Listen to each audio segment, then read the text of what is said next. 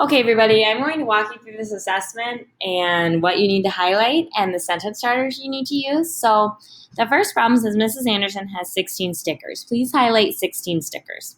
She puts 2 stickers on each homework paper and has no more left. How many homework papers does she have? Model the problem with both an array and a labeled tape diagram. So, split your paper down the middle right here where you see my cursor. Draw array, write array on one side, write tape diagram on the other, so that I can tell that you have done both. Then your sentence starter is going to be Mrs. Anderson has blank homework papers. And again, pause the video if you need to catch up. I'm going to keep going. So I would pause the video until you're done writing that sentence starter and then move on to the second question. Number 2 says there are 16 mints in one box. Highlight 16 mints. Mrs. Daly eats 2 mints a day. Highlight both 16 mints and 2 mints each day. How many days does it take for Mrs. Daly to eat 1 box of mints? Draw and label a tape diagram to solve. So you're going to write T, G, and N on the side.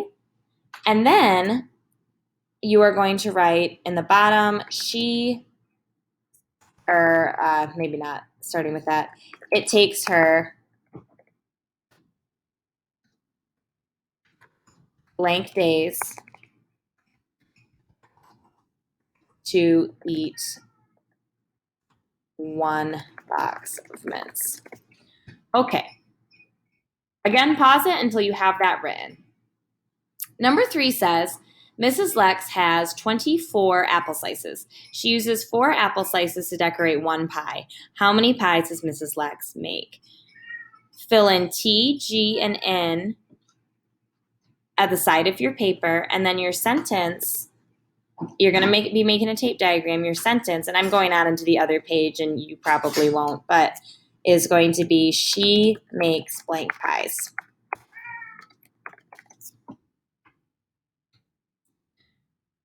Okay, go ahead and pause until you get that done. Mr. Long has 4 boxes of chocolates. Highlight 4 boxes. Each box has 8 chocolates inside. How many chocolates does Mr. Long have altogether? Draw and label a tape diagram to solve. T, G, and N on the side. Remember, 2 you know, 1 you will not know. And then we're going to say Mr. Long has blank chocolates all together. That is going to be your sentence that you need to fill in. Please highlight also the word altogether because we've talked about what that means. So that should be a good clue. Mrs. Bowen organizes 15 binders into stacks of 3. How many stacks does she make? Draw and label a number bond to solve. So remember, when you do a number bond, you want to put the total. We're working with 15 binders. She puts them into stacks of 3. How many stacks does she make? And you are going to write the sentence, she makes blank stacks. Okay. Number 6, the lunch lady uses 24 avocados. Highlight 24 avocados to make 3 batches of guacamole. How many avocados are in 2 batches of guacamole? So we had this problem before on an exit ticket, so you may remember this is a 2-step problem. You are making a tape diagram to find out how many avocados are not in 1 batch, but in 2 batches of guacamole. And you need to write the sentence, she uses blank avocados to make 2 batches.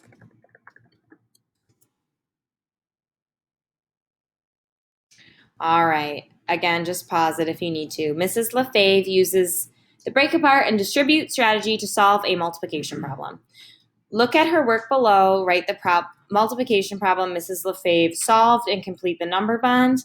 So they're showing you one part of that. That's 5 times 4.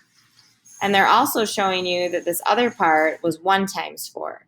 So looking at those two parts, what was the total she was trying to solve? They've already given you the factors that you're adding together to make the total. So really, all you have to figure out, we have 5 times 4 here. We have 1 times 4 over here. All you need to figure out is what was that problem she was trying to solve? What was broken apart? 5 fours, 1 4.